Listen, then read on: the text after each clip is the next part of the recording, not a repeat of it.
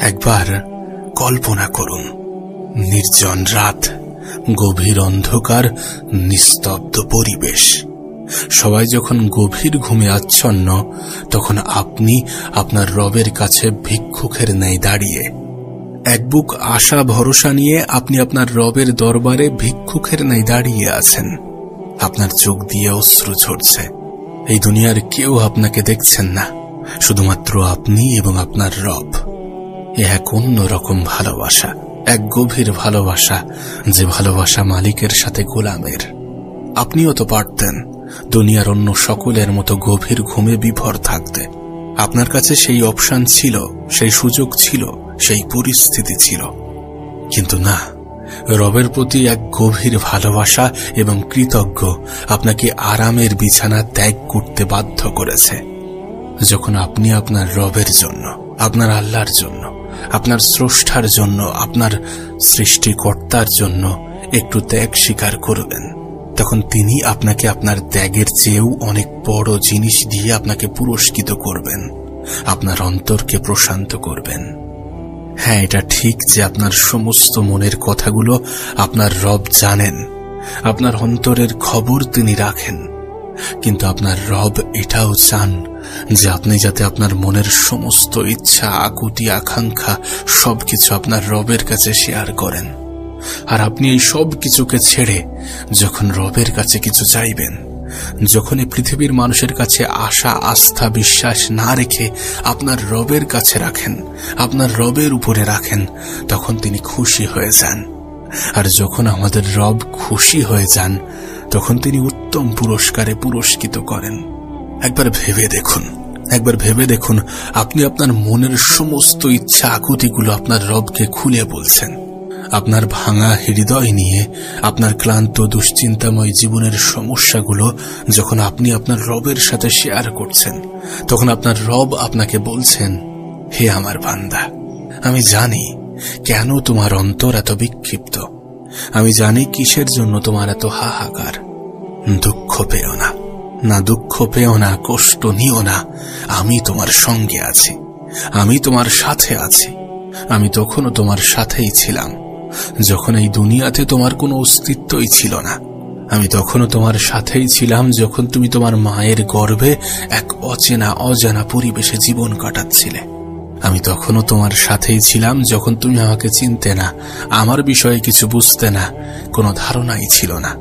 আর এখনো আমি তোমার সাথেই আছি।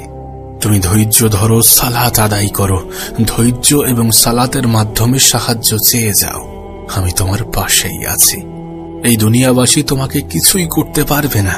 আমি জানি তারা যা বলে সেটাতে তুমি অনেক কষ্ট পাও। তারা তোমাকে কষ্ট দেয়, কষ্ট দিয়ে কথা বলে। আমি জানি তাদের আচরণ, তাদের ব্যবহার তোমার অন্তরকে ছিন্ন ভিন্ন করে দেয়। তবে তুমি শুধু নীরবে সহ্য করে যাও, একটু ধৈর্য ধরে যাও। খুব শীঘ্রই তুমি জানবে যে তুমি ভুল ছিলে না। হে আমার বান্দা, তুমি সবসময় আমাকে বলো যে কেউ আমাকে বোঝে না, আপনি তো আমাকে বোঝেন। হ্যাঁ, আমিই তোমাকে বুঝি। তোমার অন্তর সম্বন্ধে আমি অবগত, তোমার ভিতর সম্বন্ধে আমি অবগত, তোমার জীবনের সমস্ত কিছু সম্পর্কে আমি অবগত। তবে তুমি চিন্তা করো না, আমি অচিরেই তোমার প্রতি অনুগ্রহ দান করব। তুমি না সবসময় বলো যে আল্লাহ পাক কারোর সাধ্যের বাইরে অতিরিক্ত কিছু চাপিয়ে দেন না? তুমি ঠিকই বলো। তোমার রব তোমার উপরে এমন কোনো বোঝা চাপিয়ে দেবেন না, এমন কোনো বোঝা চাপিয়ে দেবেন না যেটা তুমি সহ্য করতে পারবে না, যেটা তুমি সহ্য করতে পারোনি। তুমি যে সবসময় ডেকে বলো, হে আল্লাহ, আপনি আপনার প্রতিশ্রুতি পূর্ণ করুন, আমাকে কষ্টের পরেই স্বস্তি দিন। তুমি চিন্তা করো না, আমি আমার প্রতিশ্রুতি খুব দ্রুতই পূর্ণ করব। তুমি শুধু সবর করে যাও, বিশ্বাস রাখো এবং তাওয়াক্কুল করে যাও। আমি তোমার রব, আমি তোমার পাশে আছি এবং থাকব। তুমি তো ভাবো যে আমার রব সেরূপ নন যে কেউ তার কাছে কিছু চাইবে এবং তিনি তাকে ফিরিয়ে দেবেন। আমার রব সেরূপ নন। তুমি তো এমনটা বলো, তুমি তো এমনটা ভাবো। তাহলে কেন এমনটা ভাবছো যে আমি তোমাকে ফিরিয়ে দেব? আমি তো তোমার রব, তোমার কোনো দোয়াই আমি ফিরিয়ে দেব না। শুধু তুমি একটু সবর করো, একটু ধৈর্য ধরো।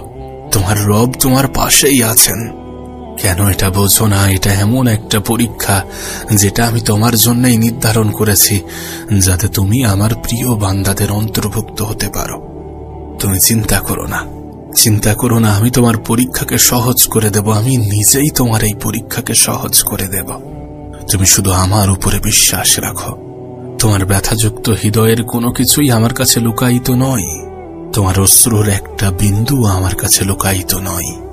আমি তোমার প্রতি আমার অনুগ্রহ অবশ্যই নাজিল করব, আর তুমি সন্তুষ্ট হয়ে যাবে।